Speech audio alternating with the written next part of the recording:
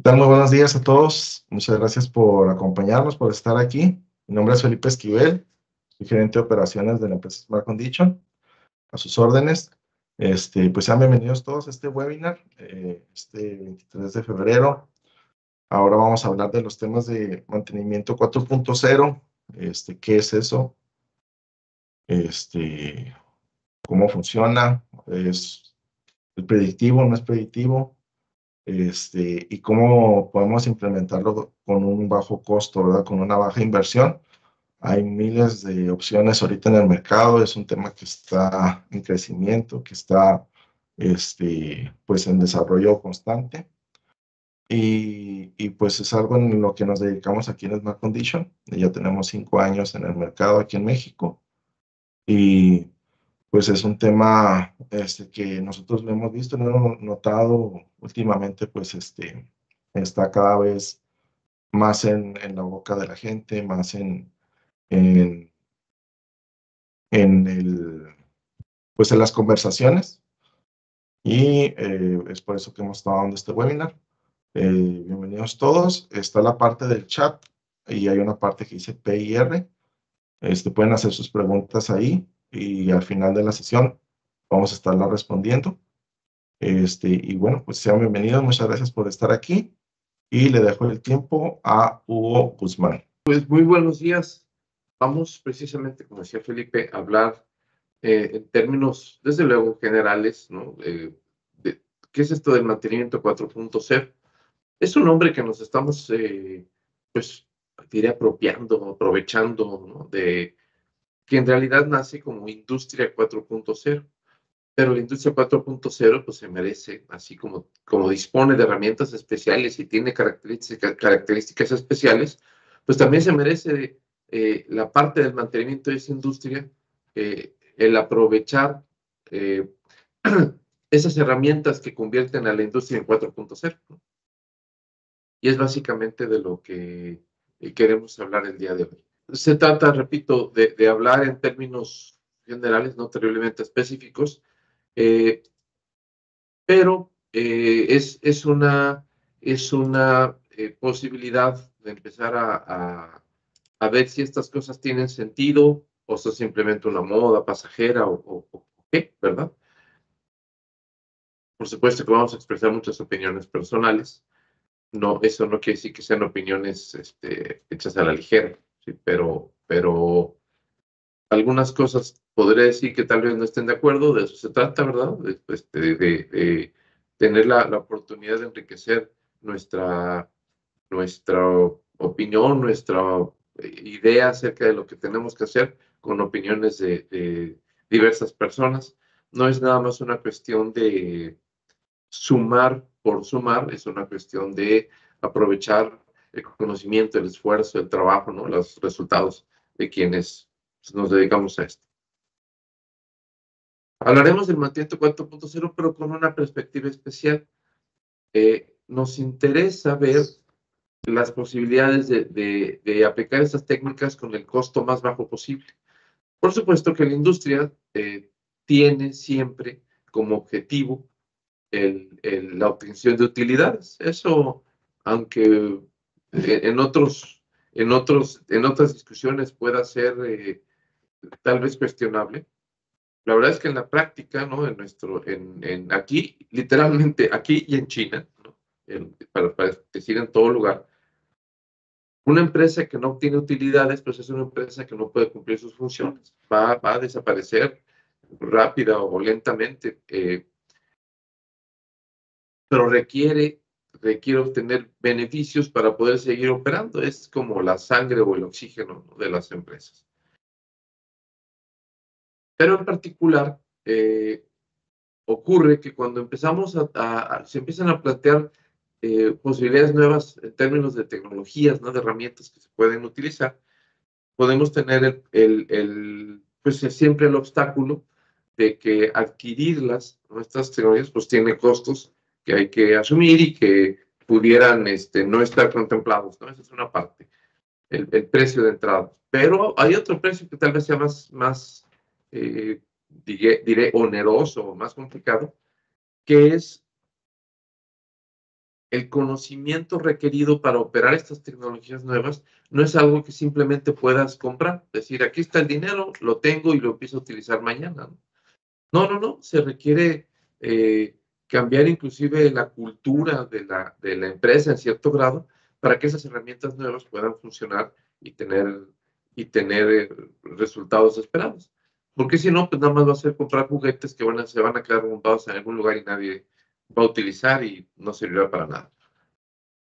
El costo, por lo tanto, no incluye nada más el dinero o los recursos que haya que dirigir a adquirir las herramientas. El costo también incluye, por supuesto, el esfuerzo que tenga que hacer los responsables de que estas herramientas funcionen dentro de la empresa. Y ese esfuerzo puede ser importante. Tendremos que aprender algún lenguaje de programación, tendremos que aprender a operar un nuevo software, no sé, matemáticas más avanzadas. ¿Qué es lo que hay que aprender para que esta cosa funcione? Porque si no aprendemos esto, pues no vamos a lograr, repito, los resultados que estaríamos necesitando para justificar dicha inversión, por un lado, y por otro lado, aprovechar las bondades que ofrecen estas tecnologías nuevas. Muy bien. Mi nombre es Hugo Guzmán López, muchísimo gusto.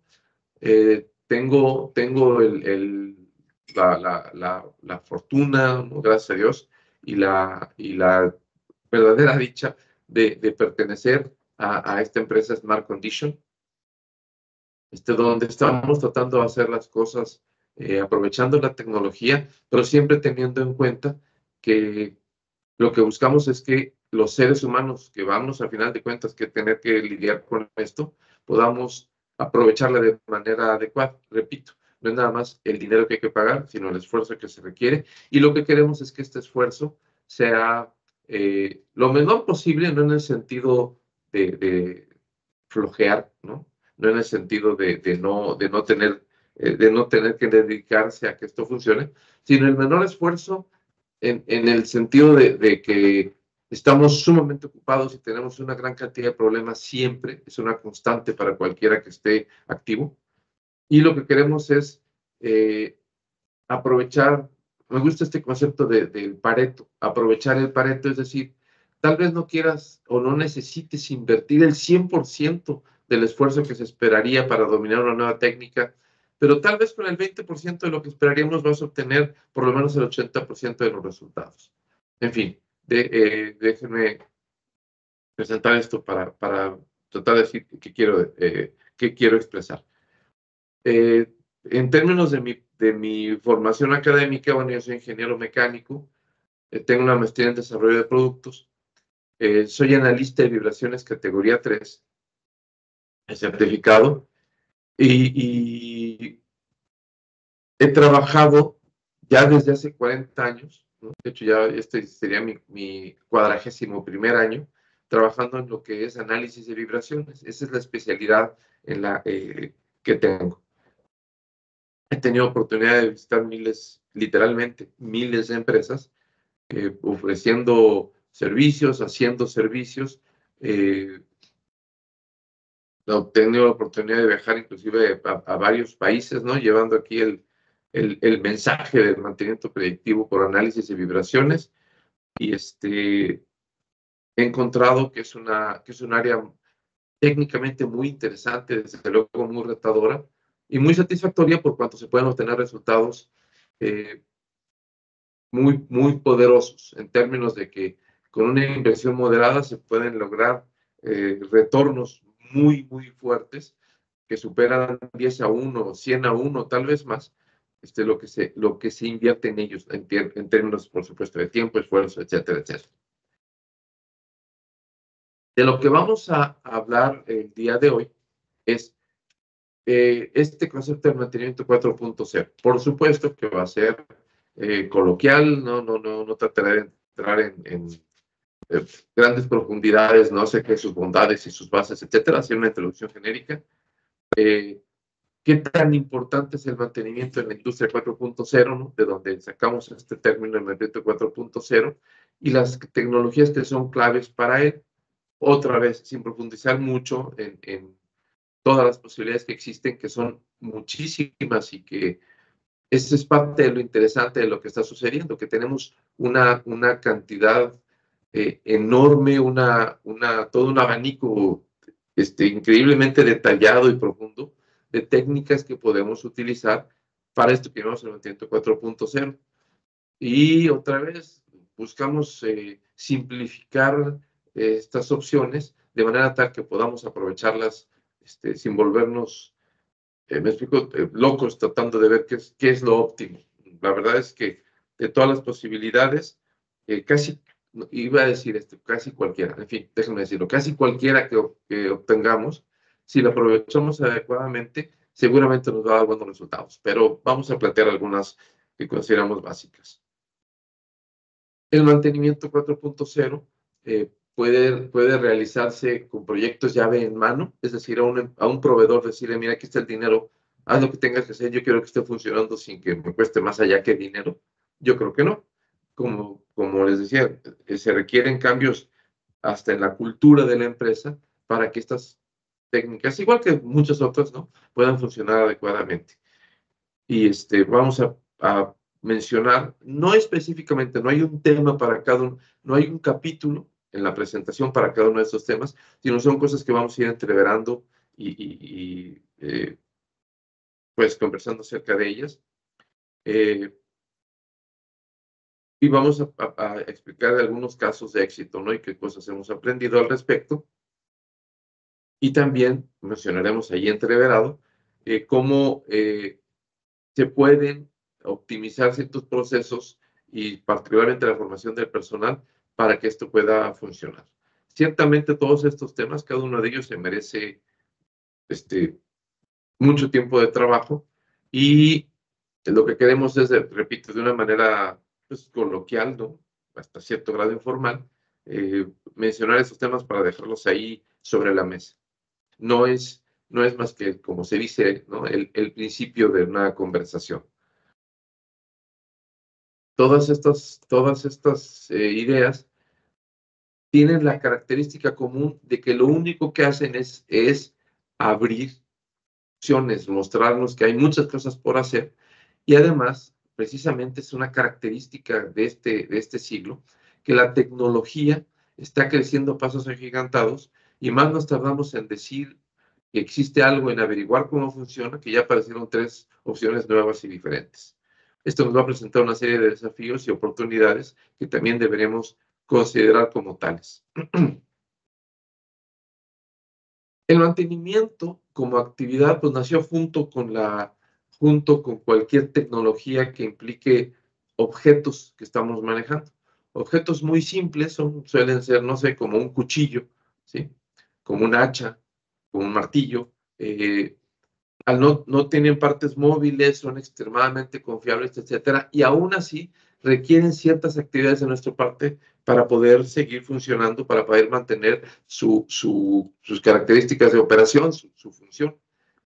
Un martillo de vez en cuando se le romperá el mango y hay que reemplazarlo. Un cuchillo perderá su filo, igual que un hacha, y habrá que renovarlo, ¿no? Habrá que volver a afilar el hacha.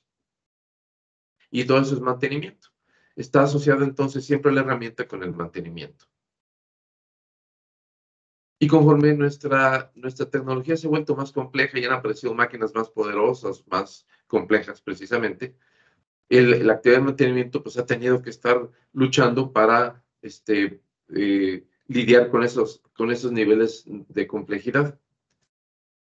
Y hemos estado formulando estrategias e ideas y conceptos que nos puedan permitir lidiar con el problema que nos presenta la complejidad de los sistemas tecnológicos actuales. Y, por ejemplo, tenemos conceptos como esta imagen que se muestra, que es una gráfica que se llama la gráfica de tina de bañera, porque parece efectivamente como el corte que se le hace a una tina donde uno se mete, ¿no?, con agua calentita. Algunas personas de gran y sana ambición se meten en tinas de estas llenas de hielo, ¿no?, para lograr que se cosas, pero en la tina nos metemos y podemos observar que tiene esta forma, repito, como si fuera un corte. Lo utilizamos para decir la tasa de fallo me gustaría más decir la probabilidad de fallo, ¿no? Que tenga un sistema cualquiera, tiene un comportamiento parecido a esto. Hay tal cosa como una zona de juventud, es decir, una temporada corta donde se arranca con la aplicación de esta herramienta o tecnología, lo que sea, y la probabilidad de que haya fallas es elevada. Fallas debido a problemas de instalación o problemas de transporte, en el caso de un equipo físico, ¿no? O problemas en la operación o en la falta de conocimiento de nuestra parte para ver cómo utilizarla. Pueden pasar muchas cosas, ¿no? Cuando instalamos un sistema nuevo, las opciones de fallas son muchas. Hay muchas cosas en las que podemos equivocarnos. Y por eso se dice, ¿sí?, que errores de diseño o defectos de fabricación o errores de instalación u otras cosas, ¿sí?, operación inadecuada, etcétera, pueden producir o crean esa posibilidad de una elevada tasa de fallo. Una vez que el sistema ha madurado, en el sentido de que ya corregimos los errores de instalación, ¿sí?, de que cualquier defecto de fabricación ya se corrigió, de que ya sabemos operarlo, ya tenemos la experiencia, los insumos adecuados, etcétera, entonces la tasa de fallo va a disminuir, nunca va a ser cero, pero ciertamente va a ser más baja que al principio. Y lo que podemos esperar ahí es que ocurran tal vez fallos aleatorios. No sé, de pronto se nos fue la energía eléctrica y eso produjo un daño que tal y tal, y eso es aleatorio, no hay forma de predecir si de pronto cayó un rayo en una subestación, etc. Este periodo que llamamos zona de madurez, donde la probabilidad de fallo es baja, nunca será cero, generalmente es el periodo más largo de la vida de un dispositivo. Mientras que el periodo de juventud, ¿no?, la zona de juventud, pudiera durar tal vez horas o días o semanas, la zona de madurez esperamos que dure años, ¿sí? Compramos un automóvil, ¿verdad? Lo primero que hacemos, o compramos algo tan simple como un foco, ¿no? Y lo primero que hacemos es probarlo, una televisión, prende, y si prende y vemos que hay señal, ya tenemos bastante confianza en que esta televisión va a durar años sin darnos problemas. Es la zona de madurez. Pero el tiempo pasa. Me decía mi mamá, todo por servir se acaba y acaba por no servir, ¿no? Yo sé que ella no inventó ese dicho, pero efectivamente tenemos esa conciencia de que las cosas se degradan. Es una constante que inclusive tiene un nombre, ¿no? La segunda ley de la termodinámica.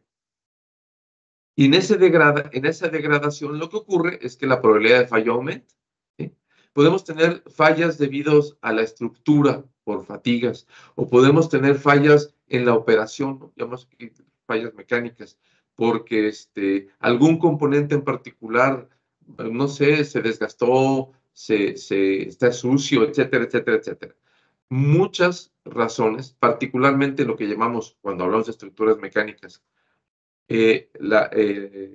los fallos por fatiga son la principal causa de falla en nuestras máquinas. Se fatiga un rodamiento, tal vez se fatigó la superficie de la pista exterior de un rodamiento, ¿me explico? A niveles muy micro o niveles más macro, la falla va a ocurrir tarde o temprano. La máquina, el sistema va a cesar de funcionar y es donde entran las funciones de mantenimiento. Tenemos que revertir esa condición desfavorable que hace que el sistema ya no funcione bien o que no funcione del todo para poder regresar idealmente a la zona de madurez. Muchas veces lo que pasa es que regresamos hasta la zona de juventud. Hacemos un overhaul, le decimos, ¿no?, una reparación completa, etcétera, y podemos caer otra vez en esa probabilidad elevada de falla, pero ahora porque a lo mejor hicimos una mala reparación o instalamos una pieza defectuosa o lo que sea, y vuelve a repetirse el ciclo. Muy bien. Eso ocurre con componentes u ocurre con sistemas completos, ¿no? Aquí la ilustración de los componentes pues son unos rodamientos y el sistema completo, diríamos, es el motor impulsor. Pero ese no es el sistema completo, porque está también la transmisión y está también el elemento útil, si hablamos de maquinaria, ¿no? Está también la operación, los sistemas de control, de alimentación de energía eléctrica. La verdad es que son sistemas extremadamente complejos, cada uno de los cuales va a presentar de alguna forma u otra estas curvas de tasa de fallo, y es la suma, ni siquiera una suma aritmética, esta suma muy compleja, difícil de describir, de todas estas tasas de fallo, la que va a controlar la confiabilidad final de nuestro sistema completo. Y por lo tanto, mientras más complejo sea, en cierto sentido, es menos confiable. Ya sabemos que la simpleza de los sistemas, mientras más simples pues sean, más confiables son porque tienen menos cosas que pueden fallar. Bueno, la idea es que tenemos que lidiar con los problemas que ocurran. Si ocurren temprano, si ocurren tarde, hay que lidiar con ellos para que el sistema siga cumpliendo la función, que es por lo cual se adquirió. Podemos hacerlo de varias maneras.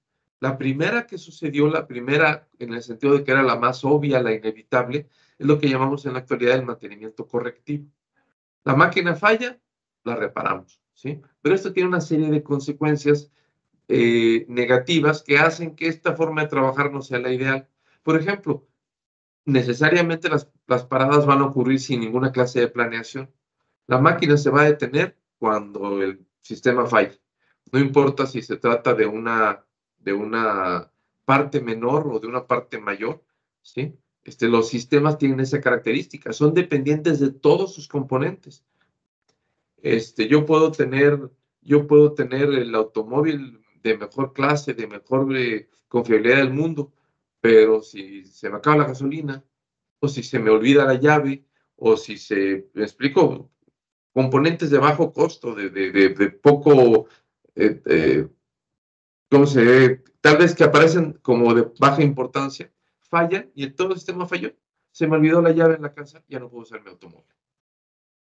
Las paradas no planificadas, ¿sí? Dañan la continuidad de la producción, que es esencial. Y estas interrupciones son extremadamente costosas y además pueden ser tremendamente perjudiciales, dice aquí, para la eficiencia operativa. Pero ¿cuántas historias de terror conocemos que por una falla de maquinaria o de un dispositivo de seguridad o lo que sea, no tan solo tuvimos una pérdida de producción, que suelen ser dolorosas en el sentido de que son extremadamente costosas, sino que además podríamos tener hasta daños ecológicos o pérdidas humanas? ¿Sí me explico? Un fallo inesperado, una falla inesperada, no tan solo causa daño económico, sino que puede causar daños mucho más allá al prestigio de una empresa, al valor de las acciones, etcétera, etcétera. Hay historias, ¿no? Le llamo historias de terror, pero donde de pronto falló un fallo y eso destruyó completamente la empresa. No sé si sea el mejor ejemplo, pero Niki Lauda, ¿no? A mí me gusta la Fórmula 1. Niki Lauda construyó, formó una empresa de transporte aéreo, ¿no? Era Lauda Airlines. Y hubo una desgracia, no sé la causa, ¿no? Pero un avión se cayó con la terrible, consecuente pérdida de vidas humanas. Y eso fue suficiente para que desapareciera por completo Lauda Airlines. Y ese es un ejemplo de muchos, ¿no? El mantenimiento correctivo, las paradas no planificadas son tal vez el principal problema y va mucho más allá de una posible pérdida de producción. Eso trae aparejado el aumento de costos, porque, por ejemplo, ¿no? Si yo tengo, no sé, un rodamiento que por la razón que sea se calienta, se amarra, etcétera, puede causar ya, o va a causar ya no nada más la pérdida del rodamiento en sí, la pérdida de la producción, sino que también va a hacer, por ejemplo, que la flecha gire en el interior y se desgaste, de manera tal que cuando hacemos la reparación ya no va a ser nada más el rodamiento el que tengamos que cambiar, sino que hay que reconstruir la máquina porque la flecha principal se dañó, quedó acinturada, ¿sí? Y eso, bueno, aumenta terriblemente los costos, el tiempo de reparación. Tenemos que andar comprando refacciones de emergencia porque no contábamos con que nos hacía falta una flecha nueva, ¿no? A lo mejor la máquina entera tiene que ser desechada porque el costo es muy elevado. Nos obliga a tener motores enteros pues, para hacer cambios rápidos, etcétera. Los costos de operación cuando trabajamos bajo correctivo van a aumentar terriblemente. aunque estemos acostumbrados, ¿no? Es posible que ya trabajemos así, que ya tengamos un montón de refacciones porque no sabemos dónde va a fallar. Es muy común en las fábricas, y los que anden en esto no lo saben, ¿verdad? Que tenemos varios almacenes de refacciones, porque está el almacén formal, pero también llegamos a la oficina del gerente o del jefe de mantenimiento o del taller del mecánico y vamos a encontrar en los rincones, mira, ahí tienes varios motores, ahí tienes arrumbadas varias piezas, porque pues ellos saben que hay que guardarlas, inclusive máquinas que ya se desecharon, pues guardan pedacitos porque saben, no, esta pieza, yo la guardo porque nos puede fallar, ¿no? Y hasta llega uno a los lockers de los mecánicos, los abren para ponerse su camisa o su casco o lo que sea, y allá adentro vemos que tienen cajitas con rodamientos nuevos que algún día se llevaron porque no saben cuánto van a hacer falta, ¿no? Etcétera. La seguridad de la planta, la seguridad personal, etcétera, también sufre. ¿Por qué? Porque las fallas inesperadas suelen tener también consecuencias inesperadas. Un equipo que no se mantiene puede funcionar de manera incorrecta, ¿no? Sobrecalentarse, desgastar una tolva de seguridad y que de pronto la tolva se abra, se rompa, ¿no? Y deje de proteger, etcétera. Los equipos, como ya dije, por el hecho de que siempre los intervenimos hasta que ocurre una falla catastrófica, grande o chica, van a estar sometidos a esfuerzos mayores, innecesarios, que van a hacer que se acorte su vida útil, ¿sí? Sin remedio. Estamos a veces acostumbrados a que eso suceda y no nos cuestionamos la posibilidad de cambiarlo, pero eso no quiere decir que va a dejar de suceder el problema. Finalmente vamos a vivir en ese ambiente con una incertidumbre constante, ¿no? Y ya estamos preparándonos para salir en la tarde de la empresa, tal vez el fin de semana, ¿no? Ya a tomar un día de descanso, y de pronto suena el teléfono y lo primero que nos pasa a los de mantenimiento, chispas, ¿ahora qué habrá pasado, no? Ya están. Entonces ya contestas el teléfono con cierto, pues ya fatalismo, ¿verdad? Hola, sí, sí, sí, pues ahí voy, ¿no? Ya ocurrió un problema en algún lugar, ¿sí? No podemos planear, no podemos decir, me voy tal día de vacaciones, porque a lo mejor esa semana ocurrió una falla catastrófica y tenemos que quedarnos. En fin, cuento con las refacciones necesarias, ¿no? Cuento con el apoyo de algún proveedor externo que necesariamente, bueno, requiero para una reparación mayor. Él está siempre ahí sentado esperando a que yo lo llame, ¿no? Nos convertimos en una especie, los mantenistas, en una especie de departamento de bomberos, ¿verdad? Ahí nomás sentados esperando a que nos llamen a salir corriendo en el momento que se requiere, ¿no? No es una buena forma de trabajar. Porque al final de cuentas, ¿no? Eso va a disminuir la disponibilidad de las máquinas, va a aumentar los costos, etcétera, que quiere decir que la empresa en términos generales va a perder competitividad frente a quien trabaje de otra manera. Muy bien o muy mal. El correctivo no es una buena solución, ¿no? No deberíamos trabajar con base en ello. Hay situaciones inesperadas. Puede caer de pronto un rayo en una subestación, sí, como decía, puede ocurrir un accidente por mala operación de un montacargas. Esas cosas suceden, pero esas actividades las disminuimos con otras cosas, ¿verdad? Capacitación, medidas de seguridad, etcétera, para rayos, ¿no? Y en general en el mantenimiento, entonces, de ninguna manera es aceptable que estamos trabajando con ese concepto de que, bueno, pues cuando ocurra la falla la atiendo. Vámonos entonces al siguiente estadio, ¿no? ¿Cómo podemos mejorar esto? Bueno, si yo tengo la conciencia de que las máquinas fallan, de que los rodamientos se desgastan, de que los fusibles se funden de pronto, ¿no? Pues tenemos que tener, además de refacciones y todo, la conciencia de que existe tal cosa como una vida útil. Y que si tuviera yo una idea razonable de cuál es esa vida útil, hombre, pues podría adelantarme a la falla que ya sé que necesariamente va a llegar. Si yo sé que la gasolina de mi auto se agota más o menos cada, no sé, 2 semanas, pues ya sé que antes de las 2 semanas, pues voy a la gasolina y la lleno, ¿no? No tiene por qué sorprenderme que se acabe la gasolina en mitad de la carretera. Bueno, Este concepto tan elemental, tan sencillo, tan obvio, le llamamos el mantenimiento preventivo, ¿sí? Si yo conozco los patrones de falla de una máquina, de un componente, si yo conozco además la duración de esta vida útil, y de ahí generamos una serie de conceptos muy importantes, como el tiempo promedio entre fallas, o el tiempo promedio hasta la falla, ¿no? Y otros. Puede entonces desarrollar un programa donde yo haga recambios y ajustes, ¿no? Justo antes de que hagan falta, para que la máquina efectivamente no llegue a la falla. A eso le llamamos mantenimiento preventivo. Pero el mantenimiento preventivo tiene una serie de problemas. Y yo creo que el principal es el que se nos presenta en esta gráfica. Si ven ahí en el extremo derecho, dice failure patterns, percentage. No, ¿qué dice? Percentage sources. No está muy clarita aquí la imagen. Pero finalmente fue un estudio que se hizo en navíos, ¿no? de la Armada de los Estados Unidos, y también se han hecho en aviones que se utilizan para transporte de personas, etcétera, etcétera, acerca de cómo es que fallan.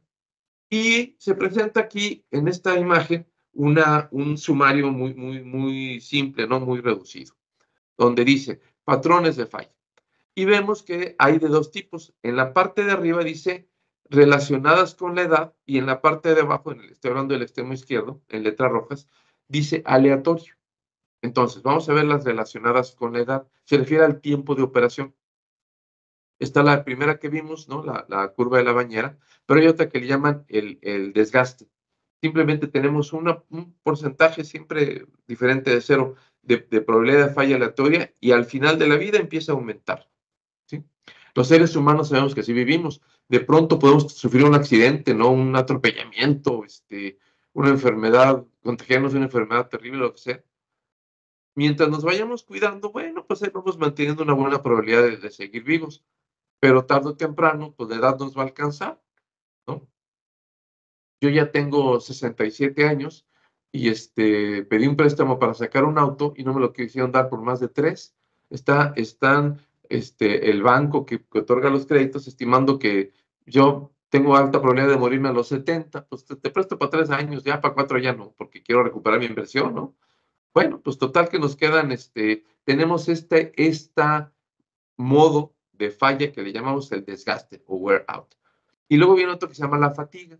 Constantemente por la operación está aumentando la probabilidad de fallar. Cada día de operación implica que la máquina está un poco más desgastada y entonces su probabilidad de falla aumenta un poquito. Y esto sigue, aumenta y aumenta y aumenta. Y lo que observo en la gráfica, por supuesto que están simplificadas, es una línea recta, ¿no? Con una cierta pendiente que me dice, cada día tu probabilidad de falla aumenta un poco, ¿sí? Estos son los 3 patrones generales que encontraron en estos estudios. Pero encontraron otros, los que llamamos aleatorios o random, ¿no? Dice, el primero se llama periodo inicial de aflojamiento, le llamamos en México, ¿no? La máquina, cuando empieza a funcionar, ¿sí? Tiene una probabilidad alta de fallar, como en la curva de la bañera, o baja porque está nueva, como sea. Simplemente esa probabilidad aumenta o disminuye, ¿no? Según la naturaleza específica del caso. Pero el caso es que llega a un nivel más o menos constante, donde todos los días son iguales de probables, ¿no? Que, existe la misma probabilidad de que ocurra una falla, ¿sí? Si yo trabajo no sé, yo trabajo de trapecista en un circo, la probabilidad de que me caiga, pues más o menos se mantiene igual todo el tiempo, ¿no? Claro que voy adquiriendo fortaleza, tal vez, voy adquiriendo experiencia, pero también voy envejeciendo, me voy debilitando de tal forma que todos los días tengo más o menos la misma probabilidad de que pase algo malo. ¿Por qué se me ocurren esos ejemplos así medio suicidas y autodestructivos? No lo sé, ¿no? A lo mejor es mi conciencia de que estoy viejo. En fin, otra forma le llaman la de plano random. Desde el principio hasta el fin, siempre existe la misma probabilidad, que tal vez no sabemos el número, de que ocurra una falla que no esperábamos. Y finalmente tienen lo que le llaman la infant mortality, la mortalidad infantil, es decir, la probabilidad al arranque, al principio, en la instalación, en la puesta en marcha, de falla es alta. Pero una vez que superamos esa etapa, ¿sí? Ya la probabilidad se vuelve aleatoria, pero más o menos constante y menor. ¿Sí? Ok, están estos 6 patrones. La pregunta es, en el estudio, ¿qué porcentaje de los equipos presentaron algún particular patrón de estos? ¿Sí? Y ahí están los números. Por ejemplo, la curva de la bañera, que le llaman el patrón A, solamente el 3 o 4%. ¿Sí? ¿Por qué no tienen un número? Porque diversos estudios mostraron resultados diferentes, ¿no? Y sacaron ahí promedios. Entre 3 y el 4% siguen ese patrón. Entre el 1 y el 17% el de desgaste y entre 3 y 5% el de fatiga. El de aflojamiento inicial, ¿sí? Fue entre 6 y 11%. El aleatorio entre el 14 y el 42, un rango muy alto de variación. Y el de mortalidad infantil entre el 29 y el 68%. Ya son números muy elevados. Pero ahí donde dice failure patterns, abajito hay un renglón que dice, las fallas aleatorias representan entre el 77 y el 92% de las fallas totales. Y las relacionadas con la edad representan entre el 8 y el 23% restante. Vean, por favor, la gran mayoría, tantas como el 92% pudiera ser, en estos estudios así fue, ¿no? Podrían ser fallas relacionadas, no, perdón, fallas aleatorias, donde ocurren sin que haya ningún aviso, sin que haya ninguna manera de prevenirlo. Y fallas que pueden prevenirse según la edad, son tan solo, pues, en el mejor de los casos, como el 23%, casi una de cada 4. Eso significa que 3 de cada 4 son completamente imprevisibles. Y la pregunta es, si esto es cierto, ¿no? Si estos datos son ciertos, que sí lo son, es un estudio que podemos consultar, entonces el preventivo, ¿para qué nos sirve? ¿Sí me explico? Estoy utilizando una herramienta que sirve tan solo para el 23 o el 8%, ¿no? Algún número intermedio de las máquinas que tengo. ¿Sí me explico? Es peor que la ruleta rusa, porque la ruleta rusa son 6 balas y nada más dejo una. Eso significa que tengo el 16% de probabilidad de fallar. Entonces la ruleta rusa es más segura que el mantenimiento preventivo. Y no lo digo de chiste, es verdad. Están los números que acabo de mencionar, ¿no? Por lo tanto, el preventivo, como estrategia general de solución, no es una solución. Hay situaciones donde no nos queda otro remedio, ¿no? Hay situaciones que son inclusive hasta por ley o por cumplimiento de contratos que se tienen que realizar. Está bien, ¿no? No estoy diciendo que sea una técnica que se tenga que desechar por completo. Lo que sí estoy diciendo es que si confiamos nada más en el preventivo, nos vamos a llevar, como todos se han llevado los que confían nomás en el preventivo, ¿no? Muchas sorpresas. La mayoría desagradables. ¿Qué opción tenemos entonces? ¿No? Es aquí donde los que abogamos por el mantenimiento predictivo diríamos, pues la opción es el predictivo. Pero déjenme entrarle por otro lado, ¿no? Vamos a hablar del mantenimiento 4.0 como una herramienta que fundamentalmente soporta o es auxiliada por el mantenimiento predictivo y que aprovecha tecnologías actuales para ofrecer una ayuda aún más poderosa y útil. Un poquito de té para la voz.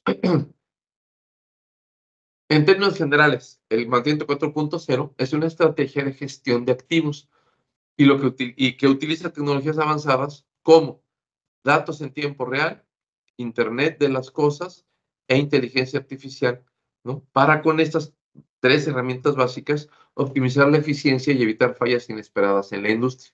Las fallas se van a dar. Lo que queremos, ¿sí? O mejor, lo que queremos evitar es que estas fallas ocurran sin que yo las espere. Son las que me obligan al correctivo, ¿no? Las que me llevan sin remedio a él, o las que trato de evitar con el preventivo, pero que en general no sucede así. ¿Por qué? Pues porque la realidad me demuestra que no hay tal cosa como una prevención ante lo que es completamente aleatorio. Muy bien, vamos a ver en términos generales, estos 3 fundamentos del mantenimiento 4.0. Datos en tiempo real significa que vamos a obtener información que suponemos, y debe ser una suposición basada, que suponemos que nos dice el estado de la máquina. Estaba hablando al principio de sistemas, ahora estoy hablando de máquinas. Disculpen el sesgo, ¿no? Y el enfoque, pero este es en lo que trabajo y son los ejemplos que traemos. Suponemos que hay alguna variable que se puede medir, que tenemos la tecnología para medirla, ¿no? Y que estos valores, estas mediciones, están relacionados de alguna forma útil, de alguna forma de gran cobertura, pues, relacionados con el estado de la máquina, ¿sí? Me puse a buscar para la presentación, ¿no? Me metí a Google y puse datos en tiempo real, maquinaria, vibraciones, ¿no? Y pumba, le empiezan a aparecer un montón de imágenes de estas cositas que estamos viendo acá. Resulta ser que muchas empresas conscientes de que esta tecnología es la moda, no lo digo en sentido despectivo, ¿no? Sino es lo que la industria está buscando porque es lo que parece que es la siguiente gran promesa, se han puesto a desarrollar esta clase de instrumentos. Y puse aquí unos poquititos, los que cupieron aquí en la imagen, porque la verdad es que hay, pues no sé si decenas o cientos de ofertas más las que aparezcan esta semana. En términos generales, si ustedes ven todos estos que puse aquí, tienen ciertas diferencias en su aspecto. Algunos son cilíndricos, otros son más alargados, otros son cuadrados, no sé, pero todos tienen el mismo concepto. Es un instrumento de baterías que consta con algún sensor de temperatura o de vibración o de alguna otra cosa interno, y que este instrumento está destinado a colocarse directamente sobre la máquina, sobre el dispositivo que se quiera controlar, ¿no? Su vida, y que va a transmitir la información de manera inalámbrica por radio, ¿no? Algún estándar como Zigbee o Wi-Fi o Bluetooth o algún otro. Y esto es lo que está de moda, otra vez, no lo digo despectivamente, ¿no? Lo digo como una moda, es algo que todo el mundo está queriendo hacer. Oye, vamos a poner, ¿cómo lo he escuchado muchas veces? Quiero poner sensores inalámbricos, ¿no? Lo inalámbrico se vuelve así como poderoso y mágico en nuestra mente. No sé si mágico, pues, pero ya es lo que me dice, quiero que el sensor sea inalámbrico. ¿Por qué necesitas que sea inalámbrico? No, pues, porque debe ser lo mejor, ¿no? Pues es lo último. Y en fin, hay muchas opciones. El punto no es el medio que utilizas para adquirir y transmitir los datos. Ese no es el punto. El punto son los datos. Eso es lo valioso, es lo que necesitamos. Ahora, si ocurre que un arreglo como ¿no? Baterías, pequeño tamaño, costo muy moderado y transmisión inalámbrica, ocurre que es lo mejor para lograr eso, qué bueno, vamos a aprovecharlo. Pero no pierdan de vista, lo importante son los datos, no el medio con el que se obtienen. Es un poquito el huevo y la gallina, ¿eh? Claro que también es cierto. Oye, pero si no tienes un medio para obtenerlos, pues no los vas a tener y no habrá datos, etcétera. No estoy diciendo que estos equipos sean innecesarios o no. Estoy diciendo que no perdamos de vista. No, yo creo que como estrategia general, no deberíamos forzar la calidad o cantidad o costo, lo que sea de nuestros datos. No debemos comprometer la calidad de los datos, déjenme decirlo así, porque esta herramienta me gusta o porque esta herramienta es más barata o porque esta herramienta está de moda, ¿sí? Yo creo que ese sería un primer error. Lo primero es, los datos que yo necesito, ¿tu herramienta los puede proporcionar de manera adecuada? Sí, ok. ¿Cuál es su precio, no? Y si ese precio ocurre que es competitivo, etcétera, pues tanto mejor. Pero lo primero es que los datos sean los que necesitamos. El concepto de Internet de las cosas también es así relativamente moderno, ¿no? Yo supongo que hace 10 años nadie hablaba de eso. Ahora ya es lugar común.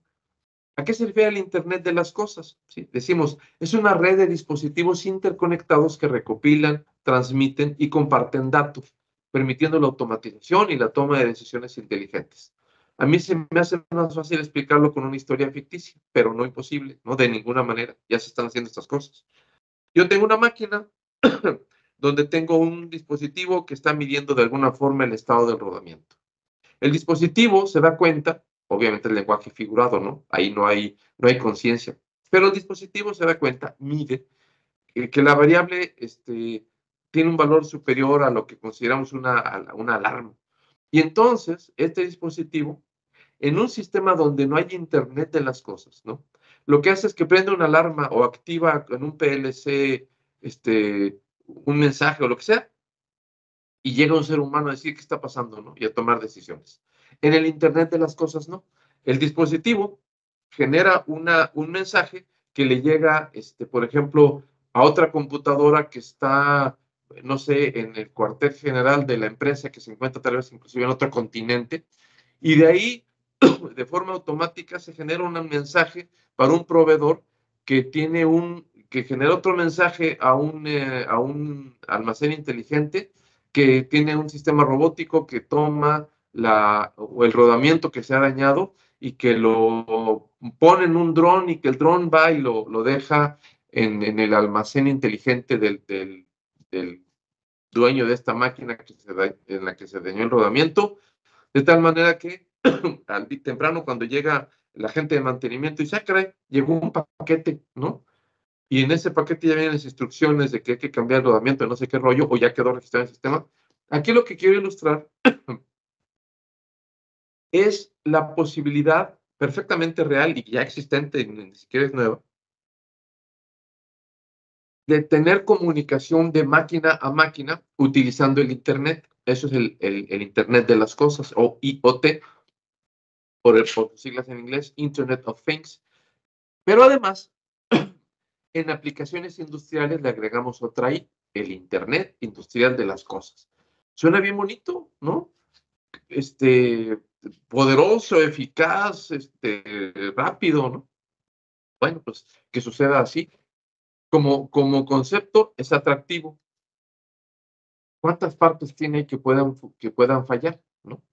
Los mantenistas tenemos que pensar en eso. Oye, ¿cuántos modos de falla tiene ese sistema tan complicado? En fin. Ya tenemos los datos. Esos datos se transmiten a la velocidad del Internet, ¿no?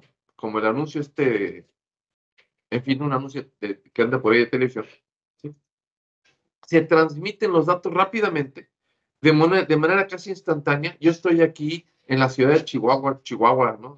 México, transmitiendo, y es perfectamente posible que una persona que habitara del otro lado del mundo, literalmente del otro lado del mundo, estuviera escuchando esta conversación, ¿no? Casi en tiempo real, con un retraso pequeño, ¿no? Entonces, la información aparece, la información se transmite, que eso es lo valioso. Los medios, otra vez, son indispensables, pero el medio tiene que sujetarse a la función principal, ¿no? Tiene que diseñarse, comprarse, especificarse en función de lo que queremos lograr, que es la información. El dato, ¿sí?, se transforma en información. ¿De qué manera? Siempre tendrá que haber un proceso inteligente, ¿sí? Aquí me llegó un 2.1, un número, y ese 2.1, ¿qué caramba significa? Tendrá que haber algún criterio, alguna experiencia para que diga, espérate, 2.1, que significa que ese rodamiento ya le queda muy poca vida útil y hay que intervenirlo, hay que cambiarlo lo antes posible, ¿no? Para que no nos dé una sorpresa. Ahí es donde entra la inteligencia, la experiencia, el conocimiento, el criterio, la intuición inclusive, ¿no? Le llamaré a todo esto en su conjunto inteligencia. Pero resulta que el Internet es tan rápido y nuestros dispositivos obtienen tantos datos que no hay simplemente capacidad humana suficiente para responder a esa velocidad. Llegan los datos rapidísimo, en cantidades enormes, el Big Data, ¿no? Se transmiten por Internet, nos llegan teras de información y tenemos, no sé, a lo mejor un equipo de 10 personas responsables. Imposible que revisen eso en tiempo real. Se va a ir acumulando. Ahí el cuello de botella va a ser la persona o la inteligencia, déjenme abstraerlo, que va a estar recibiendo esa información y procesándola. Como los seres humanos no tenemos esa capacidad, como nos cansamos, necesitamos ir a dormir, necesitamos ir a comer, platicar con alguien y salirme tantito de la chamba de vez en cuando. Como los humanos no tenemos la posibilidad de atender la información al ritmo que nuestros sistemas de adquisición de datos y transmisión por Internet nos pueden enviar, necesitamos recurrir a un sistema igual de rápido. Ay, ¿y eso qué es? Bueno, son computadoras, sí, pues, pero la computadora no es autónoma, no aprende solita. Ah, espérame, pero tenemos una tecnología a la que llamaremos en términos generales, ¿no? Inteligencia artificial, y en particular esa parte de la inteligencia artificial que está así como adecuada para este problema que estoy planteando, que le llamamos el aprendizaje de máquina o machine learning, ¿sí? Esta es la herramienta que es capaz de recibir la información y procesarla al ritmo que se la estamos enviando, ¿sí? A final de cuentas, la inteligencia artificial es una simulación de procesos cognitivos humanos. Es tan solo una simulación. Una simulación poderosa, ¿eh? Una simulación impresionante, pero nada más una simulación. En particular, el aprendizaje automático o aprendizaje de máquina es una rama de la inteligencia artificial que permite que las máquinas aprendan, ahí lo pondremos entre comillas, y puede ese aprendizaje o esa experiencia o esa respuesta que va a dar el sistema, ¿no?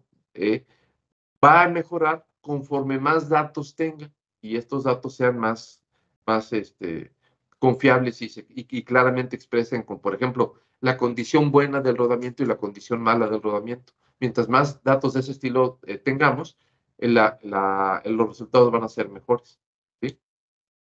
Pero eso no quiere decir que el aprendizaje automático sea omnipotente o que sea infalible, no es cierto, ¿no?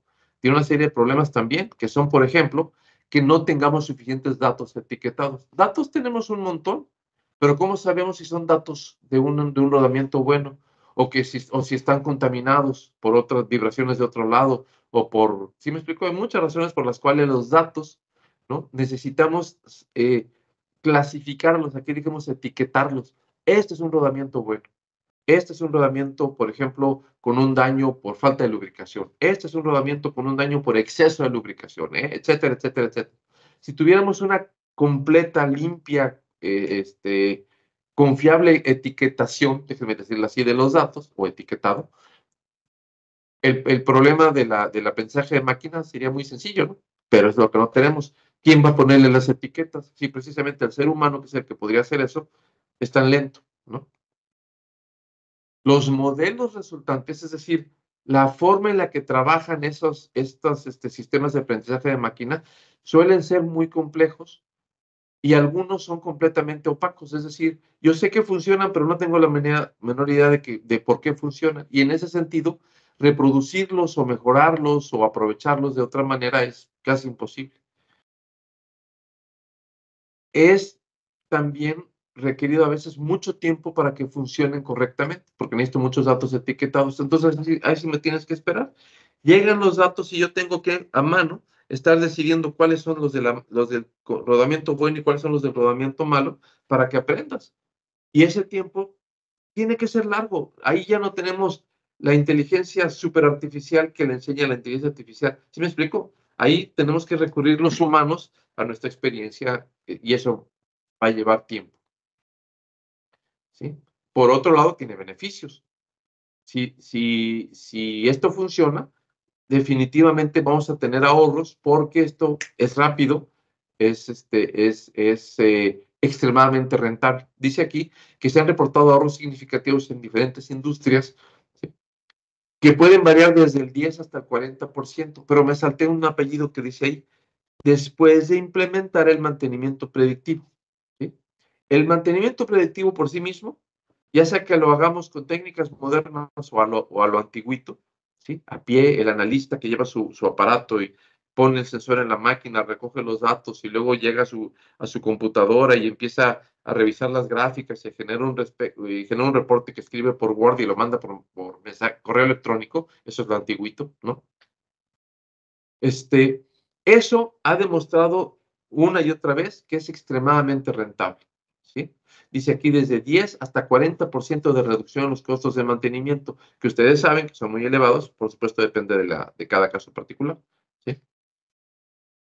Y dice también que disminuyen de forma similar los tiempos de inactividad, es decir, eh, los fallos inesperados, ¿no? Las pérdidas de producción o eh, ¿Cómo lo podríamos llamar? Bueno, simplemente las pérdidas de producción, porque la máquina se para y ya no puede operar hasta que la arreglemos, ¿no? Son valores elevadísimos en términos de dinero perdido. Un caso, en el año 2022, un estudio de mercado decía que a nivel mundial teníamos 5,000, casi 5,600 millones de dólares como un mercado potencial para el mantenimiento predictivo. ¿Sí? Cuando hablo de predictivo, hablo de análisis de vibraciones, pero también está la termografía, el análisis de aceites, el ultrasonido, el análisis de corrientes. Hay muchas otras técnicas. No tengo yo la culpa de que análisis de vibraciones sea la más bonita. Esperamos que el tamaño del mercado, según este estudio de mercado, aumente hasta 36,600 millones en tan solo 7 años. Es un crecimiento anual promedio de casi el 31%. No hay muchos mercados que estén creciendo tan rápido. Sí, hay otros que crecen más rápido, pero este es un mercado que está creciendo tremendamente. ¿Por qué? Si el mantenimiento predictivo se está planteando desde los años 40, no acababa la Segunda Guerra Mundial cuando ya se estaba hablando de eso. ¿Por qué 80 años después, de pronto pareciera ser que se está poniendo de moda?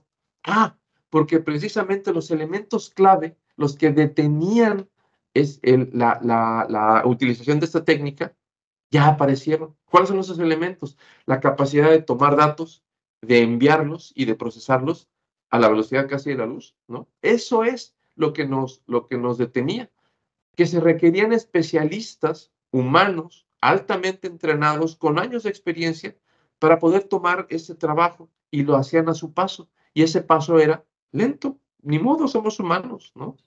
En lo que quito mi sensor de una máquina y lo pongo en otra, pues me va a tardar 10, 20 segundos, 1 minuto, 3 minutos, lo que sea, ¿no? Mientras que estos dispositivos modernos en 3 minutos ya te mandaron 10 gigas de datos, ¿no? Y los procesaron además. Entonces, la aparición de estos elementos tecnológicos son los que de pronto nos abren los ojos y dicen, ah, caray, ya tengo medios económicos, eficaces, rápidos, confiables, que no se enojan con la esposa, que no les da hambre, que no se enferman de catarro, ¿verdad? Para aprovechar esta tecnología, de pronto se vuelve sumamente atractiva y el mercado empieza a crecer fuertemente. ¿Sí? Para hacer un número muy rápido, si tenemos entre 10 y 40% de posibilidades o de resultados que se han observado, bueno, pues vamos a sacar el promedio, vamos a decir que fuera el 25%. La pregunta es, ¿conoce los costos de mantenimiento de tu planta, el presupuesto anual? ¿Cuánto es el 25% de eso? Pues es un dineral. Claro que varía de planta a planta, ¿no? Pero yo conozco plantas donde este 25% representan literalmente decenas de millones de dólares. ¿Sí? ¿Cuánto es el 25% de los tiempos de inactividad de tu planta? De los costos de esos tiempos, ¿no? De paros inesperados, de preventivos que requieren que la máquina se saque de operación. ¿Cuánto es el 25% de eso? Es una respuesta que tienen que contestarse a nivel local, pero les aseguro que son cantidades extremadamente importantes. ¿Sí? Ah, ocurre, estoy aquí medio forzando el tema, pero van a ver que tiene mucho que ver. Ocurre que la frecuencia de inspección es uno de los puntos clave al que le damos relativamente poca importancia. ¿Qué es la frecuencia de inspección? Decía el modelo viejito, donde el analista de vibraciones o el termógrafo, quien fuera, llegaba con su equipo a tomar un dato en la máquina. ¿Y eso cada cuándo lo hacía?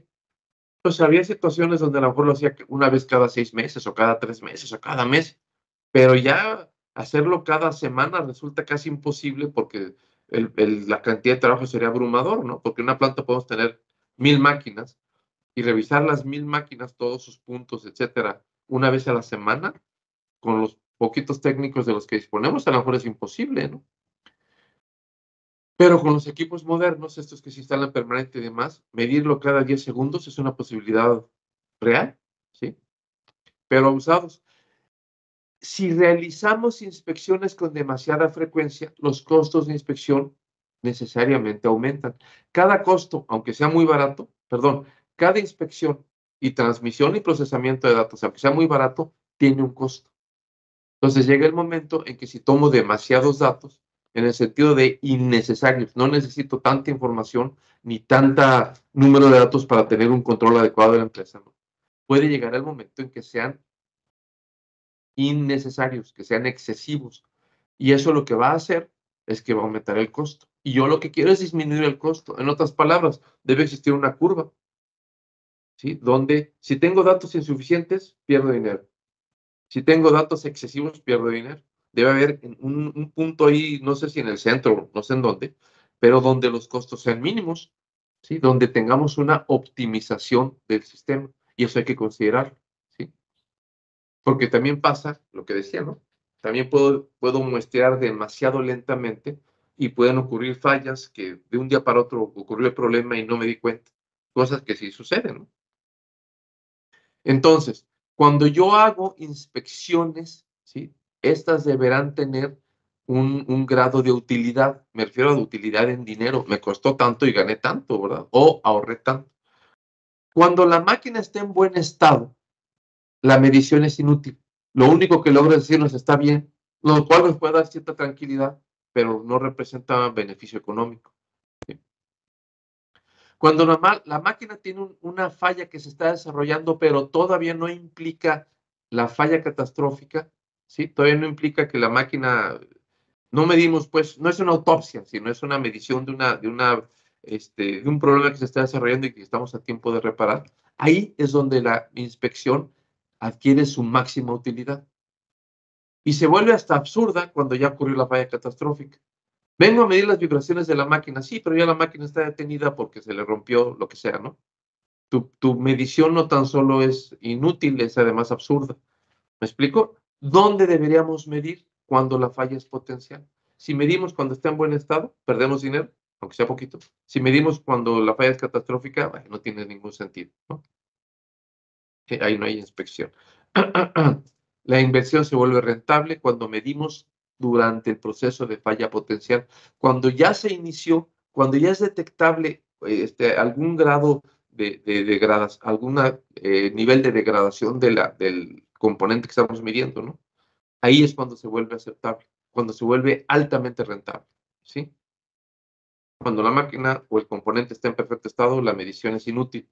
Hombre, nos da seguridad, qué bueno, ¿no? Pero sigue siendo costos sin utilidad. Eso hace, ¿sí? Que las mediciones excesivas nos causen costos excesivos. Y puede ser sutil, pero eso no quiere decir que no cuente. Voy a plantear aquí 3 modelos de negocio de empresas que están en la actualidad promoviendo estos servicios de la utilización de dispositivos inalámbricos de adquisición de datos, transmisión por Internet y la utilización de algún grado de inteligencia artificial para procesarlo. Este modelo nadie es dueño de eso. Como concepto es abierto y común y muchas empresas lo están planteando.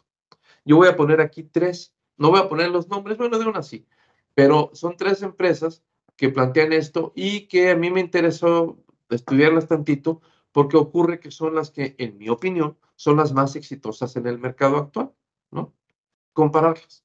A una le voy a llamar el modelo a otra el modelo B y a otra el modelo Smart Condition. Ese es el anuncio, ¿no? Disculpen ustedes. La que llamamos el modelo A. ¿Sí? Vamos a plantear este escenario para poder compararlos. Vamos a decir que yo digo, bueno, yo quiero poner un sistema de medición de estos, ¿no? De estas modernas en 200 máquinas. ¿Sí? ¿Cuánto me cuesta con el modelo A? Dice el modelo A, mira, yo lo que hago es que mido tu máquina diario, una vez al día, ¿sí? Tomo un dato. ¿Cómo? Con dispositivos permanentes, pero que solamente una vez al día mandan datos. ¿Podrían mandarlos con mayor frecuencia? Sí, pero entonces la vida útil de la batería muy probablemente no va a llegar a los 5 años. De hecho, es improbable que duren 5 años, ¿no? Pero bueno, para no meter esa variable. Vas a requerir un hardware y vas a requerir un software. El hardware, los aparatitos que toman los datos, te cuestan $1,000 cada uno. Estoy aquí redondeando y poniendo números genéricos, no estoy tratando de señalar nada. Te cuestan $1,000. Y resulta ser que para cada máquina tú vas a necesitar 4, uno para cada cojinete del motor, ¿sí? y otro para cada cojinete de la parte útil, si es una bomba, si es un compresor, lo que sea. Entonces vamos a poner en promedio que necesitaras 800 de estos dispositivos. Bueno, pues te vas a tener que gastarte $800,000 en adquirirlos, ¿sí? Yo te voy a dar el software, pero hay dos maneras. Una es que te venda el programa y que tú lo operes, tú lo administres, tú te arregles con él, como cuando compramos, no sé, Excel, ¿no? Si yo no lo sé operar, por bueno que sea Excel, no sirve para nada. No. Yo te voy a vender el software como un servicio, por eso SaaS, Software as a Service, es un modelo de negocio donde el software te da un servicio, ¿sí? En realidad la operación la hace el proveedor. En este modelo A no te lo cobran. Lo que yo te ofrezco viene con el paquete, lo pagas con tus $1,000 y está incluido. Listo, ¿sí? Nada más que tú vas a necesitar algo de personal. Necesitas la persona que va a tomar los datos y la persona que los va a interpretar. En este modelo, la persona que va a tomar los datos no la necesitas. ¿Por qué? Porque el aparato está colocado en la máquina. Entonces, le llamaremos al que toma los datos el analista categoría 1, ¿sí? Es el que genera las alarmas y el que toma datos a pie de máquina y demás. Ese no te cuesta nada. ¿Por qué? Porque mi sistema está hecho para medir automáticamente, transmitir automáticamente la señal y además te va a generar las alarmas también de forma automática.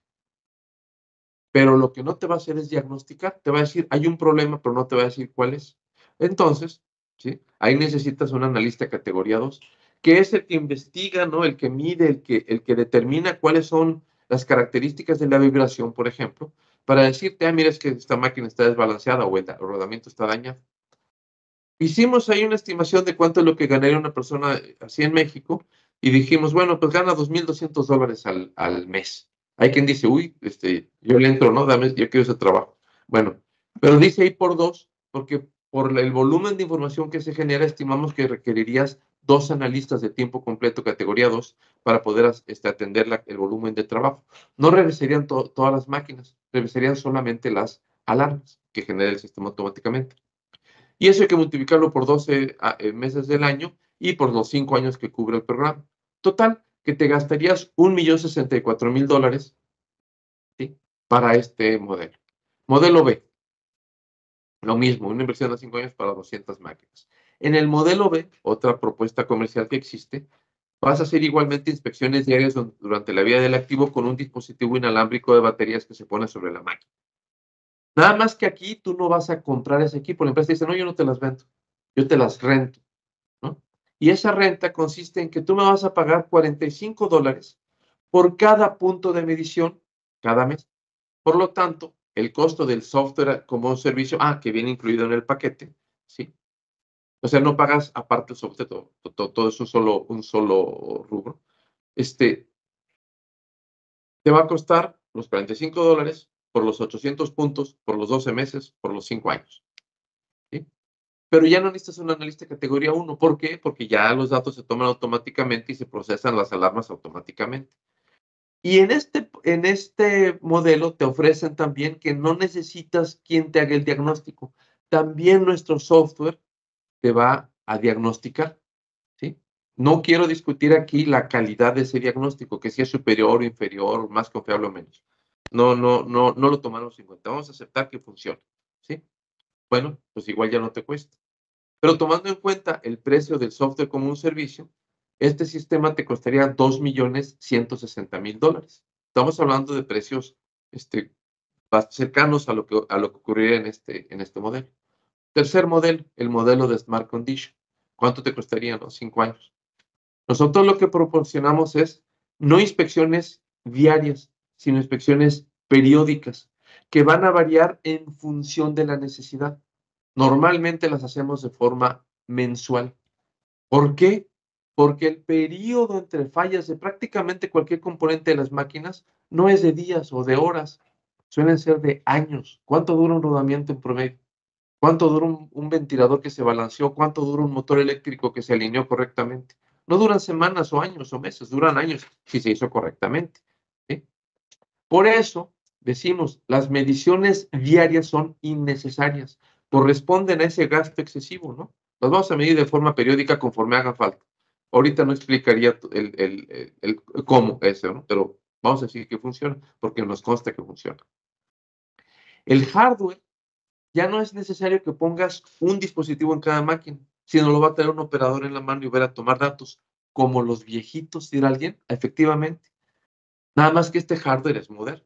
Tiene una alta capacidad metrológica, ciertamente muy superior a cualquiera de los dispositivos que mostré ahí en la imagen, ¿no? ¿Por qué? Porque es un aparato costoso, $22,000. Puedes meter mejor calidad de sensor, puedes meter más calidad en la electrónica, más memoria, etcétera, ¿no? Entonces, metrológicamente es muy superior. Pero no, oye, con un solo aparato puedes medir las 200 máquinas una vez al mes, perfectamente, porque utiliza un acelerómetro triaxial, por otras razones, ¿no? Que ahorita sería largo enumerar. Pero lo digo porque nos consta que se puede. El software como servicio también se cobra. Te va a costar esto $20,000 anuales, ¿sí? Por 5 años. Eso significa que tienes que hacer una inversión inicial de $22,000 más una de $20,000 el primer año, ¿no? $42,000 en total para echar a andar esto. ¿Ok? Eso es lo que quieres cobrar. ¿Vas a necesitar un analista categoría 1? Sí, porque es un ser humano el que va a ir a tomar los datos. Tiene sus ventajas, tiene sus desventajas, ¿no? Pero a final de cuentas, si él cobra, por ejemplo, $1,100, vean que lo estamos dividiendo entre dos, porque no necesitas que sea de tiempo completo. El sistema, ya lo hemos probado de sobra, no te requiere todo el día para poder controlar 200 máquinas. Lo harías fácilmente en mediodía. De hecho, sabemos que lo haríamos fácilmente en un cuarto de día, ¿no? Pero para no entrar en detalles, vamos a dejarlo en mediodía. No necesitas el analista categoría 2 porque nuestro análisis genera los reportes, los diagnósticos automáticamente y los envía. Total, ¿cuánto costaría este sistema? $155,000. La primera vez que hice el número dije, ah, caray, estamos demasiado baratos, ¿no? Pues aquí están cobrando de a millón, de a 2 millones, ¿por qué nosotros 155,000? Cuando nos empezamos a fijar, ¿sí? Comparativamente en uno y otro, nos dimos cuenta de por qué. ¿Dónde está el secreto? Si yo estoy usando un instrumento más costoso, sí, pero tú no estás tomando mediciones diarias. Y ahí es donde está la gran diferencia. Alguien podría decir, oye, pero eso disminuye la confiabilidad. Mm, en cierto sentido sí, pero acuérdense del Pareto. La verdad es que hacemos un esfuerzo enorme por cubrir el 100%, cuando en realidad, con un esfuerzo muy inferior, del orden del 20%, cubrimos el 80%. Oye, pero yo no quiero 80, yo quiero 100%, y tiene sentido, ¿sí? No podría ahorita demostrar exactamente qué porcentaje de acierto tenemos, pero sí les puedo decir que según publica, no voy a decir quién, ¿no? Pero según publica una de estas empresas en su propio sitio web, ellos dicen que su sistema tiene una cobertura o una eficiencia, digamos, del 88%. De cada 100 casos, te agarra 88, lo cual es mucho mejor que trabajar a ciegas, ¿eh? Les aseguro que es muchísimo mejor. Les aseguro, sin duda alguna, que cualquiera de estas opciones va a ser altamente rentable, sin duda, ¿no? Pero nosotros, nos consta, lo podemos demostrar, ahorita no intentaré hacerlo, de que nuestro sistema tiene un porcentaje bastante mayor, superior de hecho al 90%. No, de ninguna manera puedo decir que es ineficaz, al contrario, ¿no? Los números que tenemos son mejores. ¿Por qué? Es otra discusión, pero yo creo que es porque en nuestro modelo nunca dejamos completamente fuera la inteligencia humana. Es decir, nosotros nos aseguramos de que haya seres humanos que revisan los casos más críticos, inclusive a petición del cliente. No la dejamos a que, no, pues la máquina dijo, el sistema dijo está mal, o dijo está bien y está bien. No, cuando el cliente tiene una duda, lo cual es frecuente, sobre todo al principio, ¿no? Cuando estamos estableciendo el sistema, tiene oportunidad de hablar con un ser humano que le diga, mira, es que el sistema dijo esto, vamos a revisarlo a mano, los datos, a ver si concuerdo con lo que dijo el sistema automático, ¿no? Y cuando hay alguna discrepancia, bueno, pues se puede invitar a un tercero, a un cuarto analista que nos ayude, oye, ¿qué opinas? Y llegar a una mejor solución. Nunca eliminamos la posibilidad del análisis humano, de la utilización de la inteligencia humana. Y lo podemos hacer precisamente porque cobramos el servicio como el software como un servicio, e incurrimos en costos menores que permiten que el cliente de vez en cuando gaste un poquito más cuando requiere la asesoría o el consejo de un tercero. Muy bien. ¿Sí? ¿Cuáles son los resultados de este sistema? ¿No? ¿Funciona o no funciona? Aquí les muestro en términos generales lo que nos pasó en una planta industrial específica, ¿no? Y ni siquiera es la parte más espectacular de la gráfica. Pero pueden ver ahí que de enero del 2022 a diciembre del 2022, a lo largo de un año, las máquinas que estaban en condición mala, ¿sí? En condición roja, para simplificar aquí la expresión, andaban al principio cerca de un 30%, 30, 35%, ¿no? De hecho, cuando llegamos estaban cerca del 50%, arriba del 45%, ¿no? Pero vamos a tomar esta parte, ¿sí? Y conforme pasó el tiempo, fueron disminuyendo hasta llegar a por ahí así del 10%. Y de hecho, ese porcentaje se ha venido sosteniendo. Oye, ¿por qué no llegan al 0%? Porque eso ni existe ni es conveniente. Es decir, todas las máquinas van a terminar por desgastarse. Y todas las máquinas van a pasar por este proceso de que están en verde, están en amarillo y llegan a rojo. Todas van a hacerlo. Lo que no sabemos es cuándo. Lo que no sabemos es de qué parte. Y eso es lo que logramos hacer. Logramos avisarle al cliente con tiempo, del orden de algunos meses. No puedo otra vez dar un número exacto, pero del orden de 3 meses, ¿no? Le avisamos antes de que ocurra la falla catastrófica. De tal manera que este cliente en particular llegó a una conclusión muy inteligente y sorprendentemente sencilla. Ataca a los rojos. Punto. Las máquinas que están en verde, olvídalas. Olvídalas. Las que están en amarillo, ya sabemos que hay que seguirlas cuidando y que hay que atenderlas. ¿Se acuerdan de lo que decía de las estrategias de revisión? Las verdes las revisamos cada mes, las amarillas, si hace falta, podemos revisar cada semana. Como eso es una cantidad menor, no nos abruma, no supera nuestras posibilidades, ¿no? Las posibilidades del sistema. Y las rojas, ya ni las miras. Las rojas ya son las que ya estás planeando la reparación, ¿sí? Las que ya estás ejecutando el mantenimiento necesario que tienen, pero sin que la máquina llegue a la falla catastrófica, de tal manera que no llegas a todos los cuentos de horror que dije, ¿no? Ni a poner en peligro al personal, ni a causar daños mayores en la máquina, etcétera. Porque rojo no significa que toda la máquina está en mal estado. Significa que un engrane o un rodamiento o un cople o una alineación están mal y que es lo que hay que atender. ¿Sí? Esto es muy importante. La falla ya no quiere decir la máquina se detuvo con todas sus consecuencias. No, no, no. La falla quiere decir este componente está operando de forma no confiable. Hay que regresarlo a su estado original en la medida posible, ¿no? Y de esa manera, el departamento de mantenimiento de esta empresa logró esta disminución muy importante, que ahorita vemos en números cuánto significó, sin aumentar el número de refacciones, sin aumentar el personal, sin trabajar más horas extras. Al contrario, empezaron a encontrar que su trabajo ya estaba más relajado, ya no había que andar las carreras, ya no había que andar pagando empresas de emergencia que vinieran a ayudarnos a una reparación difícil o larga, etcétera, etcétera. Números, una mina de plata. ¿Sí? ¿Qué resultados obtuvo? La condición de sus equipos, ¿sí? De 29% en mal estado pasó a 11% en 12 meses. La historia anterior, escúchenme, la historia anterior es muy larga.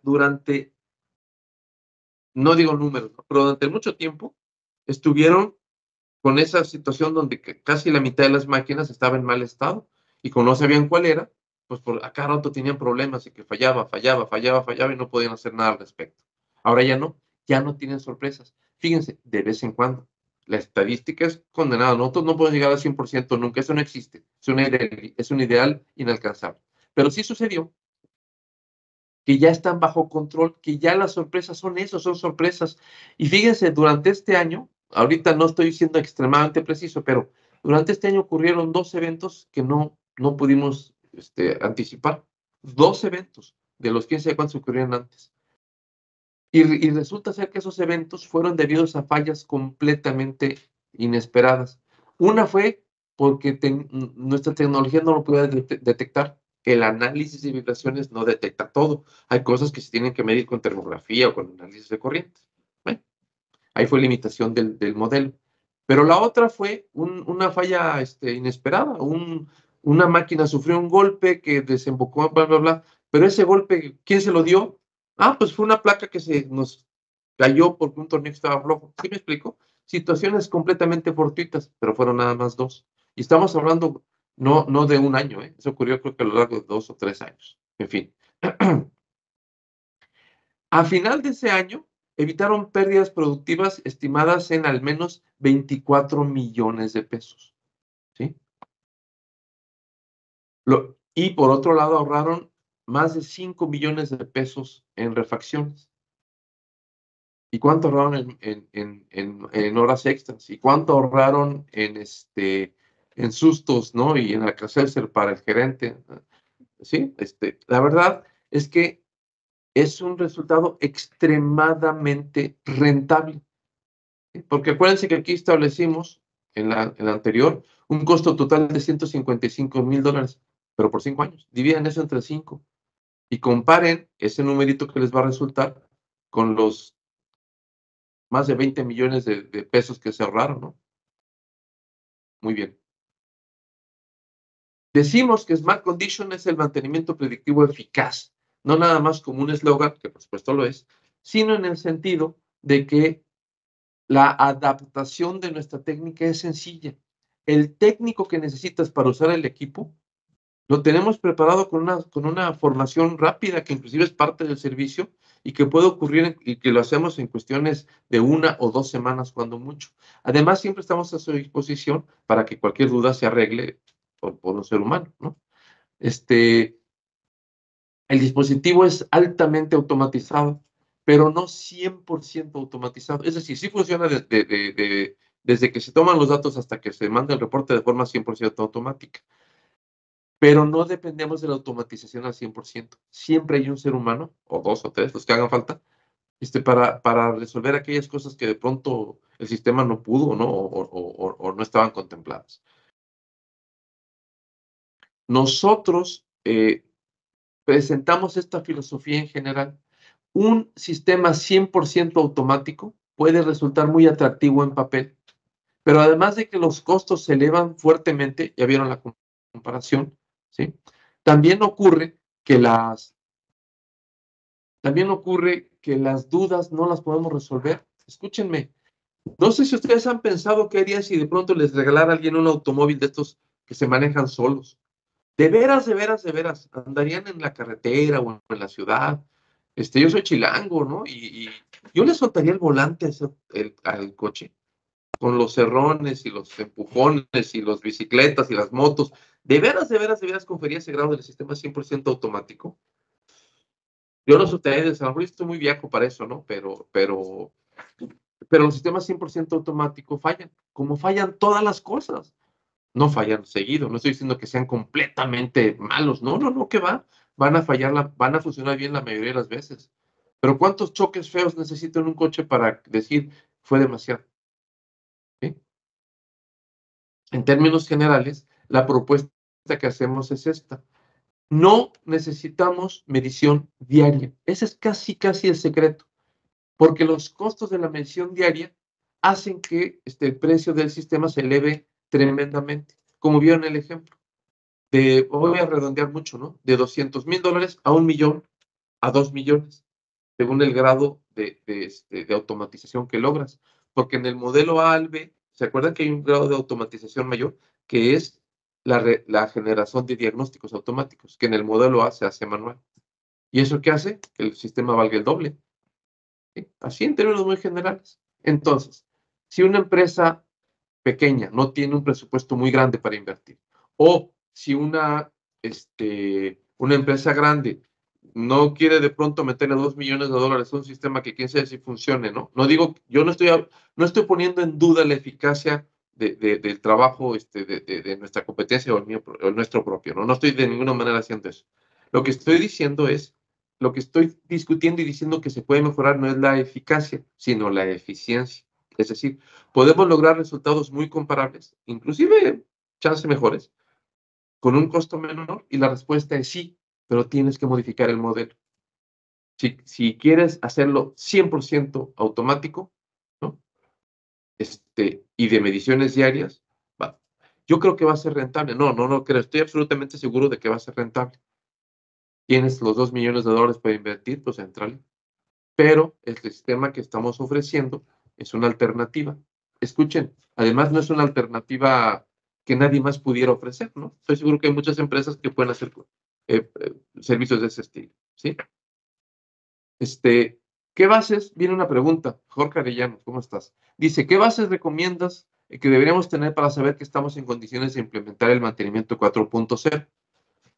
Ok, ¿qué bases? Déjenme generalizar, obviamente. Número 1, ¿tienes maquinaria productiva? ¿No? Entonces tienes las bases. ¿Cómo? Pues sí, si tú tienes un sistema que se puede desgastar, entonces el mantenimiento 4.0 es justificable, ¿sí? Por supuesto, Jorge nos lo pregunta en un sentido amplio. Oye, espérate, necesito especialistas, necesito una red particular muy poderosa de muy alta velocidad en la planta. ¿Qué cosas necesito, no? Miren, dicen que según el sapo es la pedrada, ¿sí? Aquí lo que necesitamos es, déjame ser confianzudo, porque somos cuates y que ya me invitaste a tu planta a hacer una estimación, ¿no? Necesitamos observar varias cosas. ¿Dónde está la planta? ¿Está en la mitad de un desierto allá en Sonora o está en una zona urbana, etcétera? Todo eso hace que los costos varíen mucho. Necesitamos recurrir a una red satelital como la de Elon Musk para tener internet, o estamos en un lugar donde hay red satelital, inclusive 5G, ¿sí me entienden? Depende de la situación. Lo que sí les puedo preguntar, consideren por favor, es, ¿ustedes tienen red de manera regular? Porque que yo sepa, mucha gente ya tiene red internet hasta en su casa. Mucha gente trae un teléfono celular, ¿no? Yo aquí tengo mi teléfono, no salgo sin él, ¿no? Tengo mi teléfono y prácticamente en cualquier lugar tengo red. Ando en la carretera de pronto con capacidad de hacer una llamada o ¿sí me explico? La red que permite el uso del internet ya es ubicua, está en todos lados, no en todos lados, ¿no? Pero ya hay una red satelital que sí me promete eso. Entonces, costo depende de tu situación particular, pero en términos generales, la red, que es así como un elemento indispensable, ¿no? Está casi garantizada. Otra parte es la instrumentación requerida. Ahí siempre digo, no es compra una herramienta y luego ves si te sirve. No es una tontería, es al revés. ¿Qué necesitas? ¿Qué es lo que te sirve? Y entonces compras esa herramienta, ¿no? La que sí te sirve. Hay que estudiar el caso particular para ver qué necesidades tienes, pero en términos muy generales, si cuentas con motores eléctricos, si cuentas con bombas o ventiladores o compresores, ese tipo de máquinas, estás que ni mandado a hacer para hacer este tipo de mantenimiento 4.0, por un lado, ¿no? Por otro lado, oye, pero yo tengo otro tipo de máquinas, tengo, por ejemplo, troqueles, o tengo robots, o tengo máquinas herramienta, que son máquinas de otro estilo, ¿no? No las tradicionales motores eléctricos, etcétera. Ahí se requieren técnicas especializadas y déjame ser todavía más, entrarle más al anuncio, porque resulta ser que estos dispositivos inalámbricos suelen tener, para que sean de bajo costo, para que puedas comprar 800 sin que te tengas que vender a tu primogénito, ¿no? Estos dispositivos suelen ser metrológicamente limitados. No estoy diciendo insuficientes ni malos, no estoy diciendo eso. Pero sí, pues para que les bajes el costo tienes que limitarlo por algún lado, ¿no? Y generalmente lo que se limita es, por ejemplo, los rangos de frecuencia, los rangos de aceleración que admiten, cosas de ese estilo. Cuando estamos hablando, por ejemplo, de las vibraciones que puede producir, diré, una rectificadora de precisión de control numérico, ¿no? Que se utiliza en la industria automotriz, por ejemplo. Cuando estamos hablando de esa clase de maquinaria, necesitamos medir rangos de frecuencia mucho más amplios, pero mucho más. En un motor eléctrico, medir hasta 4 kHz es hasta un lujo, ¿no? Lo que nos pide, por ejemplo, la norma ISO 10816 es medir hasta 1000 Hz, hasta 1 kHz. Nosotros medimos hasta 4, pero una máquina de ese estilo fácilmente puede requerir que midas hasta 40 kilohertz, ¿sí? Entonces, depende del tipo de maquinaria que tengas, ¿sí? Aquí están oyendo voces infantiles. La vida es bendición siempre. Y en ese sentido, pues es que, según esa, pues la pedrada, ¿verdad? Pero si yo tuviera que apostar, les apostaría que la inmensa mayoría de las plantas que estén a su cuidado son perfectamente susceptibles de implementar mantenimiento 4.0. Eso, repito, con el cuidado de adaptar, no de adaptar, ni siquiera de adaptar, con el cuidado de escoger la herramienta adecuada a su problema. En otras palabras, primero definan su planta, que primero definan su necesidad, su tipo de maquinaria, etcétera, y ya buscaremos la herramienta adecuada. Gracias, Jorge. ¿Alguna otra cosa que les pudiéramos, que quisieran comentar?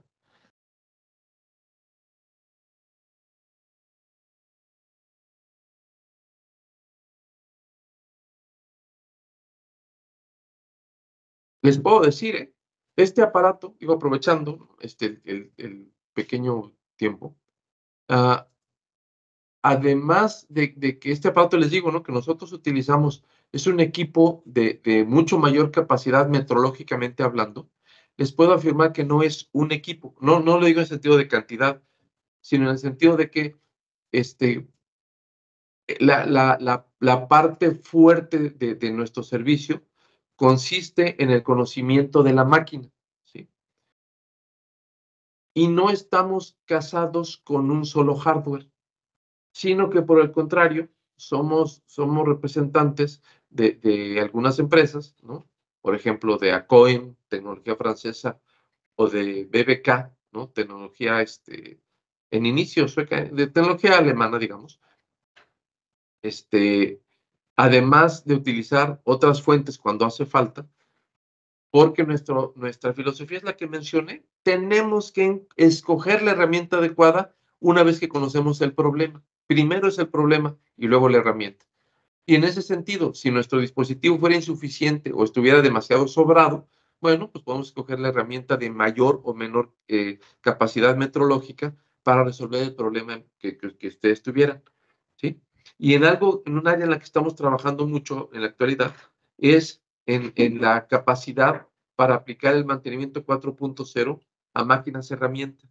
Las máquinas herramientas son muy latosas porque además de que tienen niveles de vibración muy bajos necesarios para su operación correcta, suelen tener velocidades velocidades de operación cambiantes todo el tiempo, ¿no? Están haciendo un desbaste y de ahí se saltan a hacer un acabado y luego una cuerda o qué sé yo, y eso hace que todo el tiempo estén cambiando de carga y velocidad, lo cual es una pesadilla para los analistas de vibraciones, por ejemplo.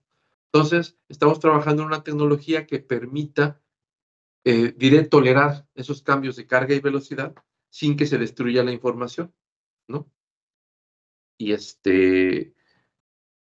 y es un área que nos interesa mucho porque es un área de oportunidad en nuestro mercado muy importante. La industria automotriz en México es extremadamente importante, ¿no? Y entonces, repito, dado nuestra filosofía es no te cases con un hardware o con un software para este efecto, ¿no? Cásate con el problema. Ese es el que tienes que conocer. Cada problema además es diferente para que tú escojas la herramienta adecuada y soluciones el problema de la mejor manera posible.